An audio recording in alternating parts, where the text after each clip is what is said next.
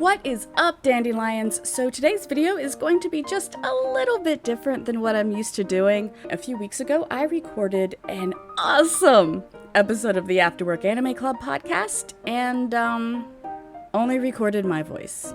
So what we ended up doing is Clay, who was part of that podcast, has given us a summary of his experiences watching Fruits Basket, which is the anime we were going to cover. He watched the first 3 episodes, and then he gave us a little bit of a vocal summary.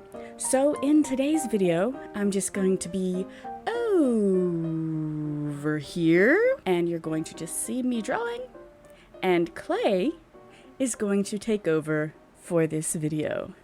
Hey there, I'm Clay Pigeon. I've been brought on by LuuluSoul to have a quick chat about an anime that I have never watched. Anime in question is Fruits Basket.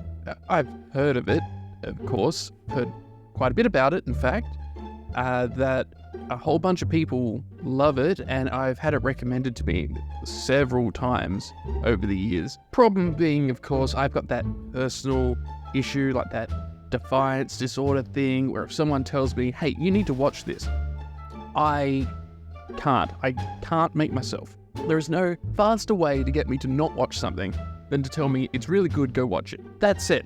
In this case, I was asked very politely to check it out. So I went and watched the trailer first because I figured, hey, I may as well go into this forearmed with a little bit of knowledge and just see kind of what it is that it is telling me that it's about, right? And it was very slick looking, excellent audio, presented very much like a rom-com. Like, there's this girl and she's in kind of trouble, and there's this group of people that may or may not have some kind of hidden agenda or secret going on.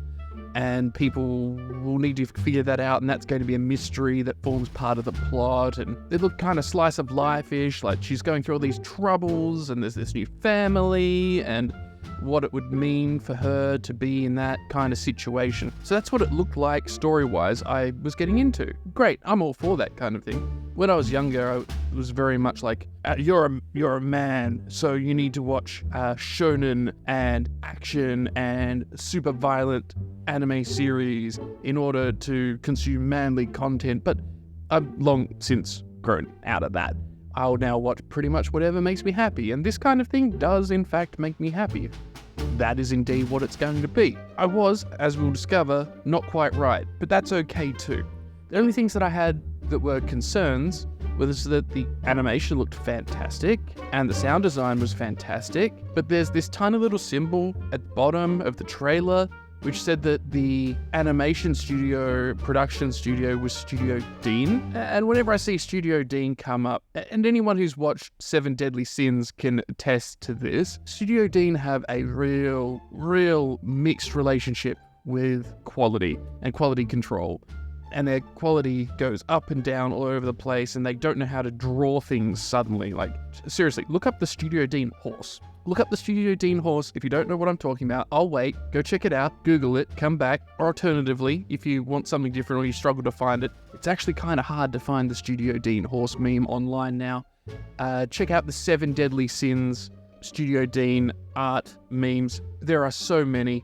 Go take a look. Come back to me. We'll have a chat about it. Every time I see Studio Dean come up, I am really concerned that they have forgotten how to draw squares, eyes, animals, people. There's nothing that they have drawn or animated that I haven't at some point messed up. But it looks like this series has a pretty decent budget, and it looks like they've brought some people on board who really want to stay true to the source material, which I haven't read. Let's just get that out of the way too. I never read the manga. I know it was really popular at a time where I would have been the perfect age to be consuming it. That said, I never did. It was never really presented to me. I was just stuck in that, like I said previously, that loop where you've got to be watching and consuming the right type of media in order to be considered masculine or whatever.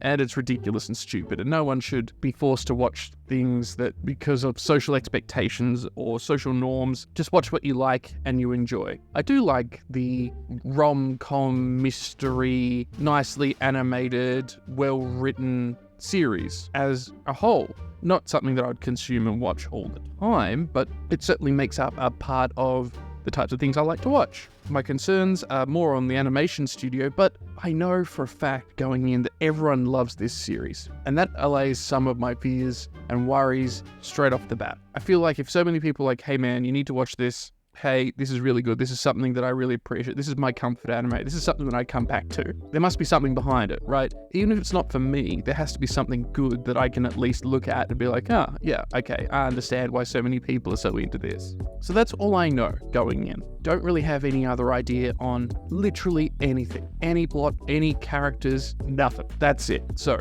now I'm going to go watch 3 episodes and come back to it. Hang about. Alright, so 3 episodes in. In those 3 episodes, we're introduced to a gaggle of characters. We have Toru Honda, who is our protagonist-ish. And I say ish because there's no real focus on any voice, as far as I can see. And yeah, things are from her perspective and her eyes, but it cuts equally to other characters and other perspectives and other ideas of what's going on. It is certainly a rom-com in some respects. It is certainly slice of life in some respects, like I thought. But what I didn't expect was when girls touch boys, they turn into animals. And I don't mean in the way that you probably think. I mean, she touches them and they turn into a cat or a rat or a dog. So, what I missed, and what the trailer doesn't show at all, is the entire supernatural sub-themes of this series. Now, I say sub-themes even though it comes up very heavily. Even though the trailer's like, I'm going to figure out the secrets of the Soma family. Secrets are kind of revealed episode 1. Alright, yeah, sure, there's some layers to the secrets and whatever. Doesn't really matter. What you find out in the first episode, in no particular order, is Toru's mum gets hit by a car and dies. The 0 to dead mum on this show is so fast, like first 5 minutes, oh yeah, mum got hit by a car. It is incredibly fast. It's possibly one of the fastest turnarounds from normal family-ish to tragedy I've seen. And what's even more amusing is that they don't ever, well, maybe they do in other episodes further down the track. But in the first 3 episodes, they leave it alone. They don't, apart from saying it happened, they don't do anything with it. It happened, there's this person in Toru's past, it's her mum, mum's dead. Hit by Truck-kun. For fans of the isekai out there, Truck-kun is claiming victims left, right and center and sending people to another world.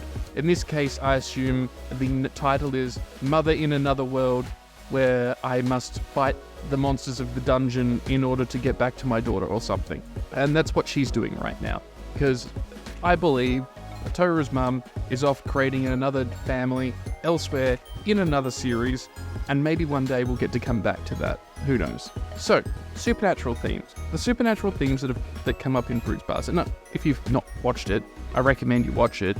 Spoilers for episode 1. Toru discovers that if she touches certain members of the Soma clan, the male members, they turn into animals which represent parts of the Chinese zodiac. The why, how, and what is not touched upon. Obviously that comes up further on in the series, I assume. Maybe it doesn't. I don't know. But there's a bunch of weird things about this world that they occupy. 1, magic is clearly real. 2, psychic people are real. And not only are psychic people real, no one really freaks out about the fact that there are psychic people. They do freak out that psychic people are dangerous. I'll circle back to that later. But the Soma clan, Toru is staying with the Soma family because she has nowhere to live and her grandfather is probably senile and honestly, probably for the best.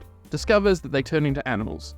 So far in the first 3 episodes, you have Yuki, who is a rat, or turns into a rat, Kaio, who turns into a cat, and Shigure, who turns into a dog. For some reason, this happens. It's hinted at that there's other members of the Soma clan out there, I assume, covering the other parts of the zodiac. I'm very interested to see who makes up the dragon, because as someone born the year of the dragon, let me just say, I'm very curious to see what that person is like. But what I really enjoyed is, in spite of the supernatural elements that are there, the psychic stuff, the people turning into animals and all of that, the plot still stands sort of on its own, which is fundamentally about relationships. It's fundamentally about how people get along with people and how people grow closer together, and how you shouldn't probably judge people, or at least that seems to be what the first couple of episodes are alluding to, if there had to be some kind of moral point to the series. I feel like it's starting to do exactly what I enjoy with supernatural plots, which is supernatural elements are flavor, but not the entirety of the plot. The plot could still happen if you remove the supernatural elements in one form or another with the characters you have. You take that supernatural elements and mix them in to provide the spice to give it that extra oomph, but can it stand on its own? And it really does. It's really, really interesting. An example of this, and this is where I'll come back to the psychic that's in it. One of Toru's main, two friends, Saki, is psychic. She can sense things, and it's very strange. And everyone is scared of her, like terrified of her. But no one at any point in the first 3 episodes is like, why is there a psychic person here? It does show emotion. And it doesn't just show emotion with there being no reasoning. The characters have motivations and styles of behavior and things that they need to or want to accomplish. And some of these things are at odds with one another, and it generates the plot itself. It has to sort of go that way. It's brilliant. It really is. I am going to watch more, and I'm going to check in and talk about it some more as well. And there we have it, Fruits Basket through the eyes of Clay Pigeon, at least for the first 3 episodes. I hope you enjoyed this different style of video that I made. It was a lot of fun taking someone else's voice, with their permission of course, and putting images and a video to it.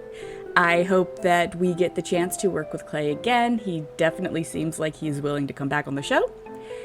And so I guess until next time, Dandelions, please let us know in the comments below your thoughts, and I'll see you later. Okay, thanks, bye.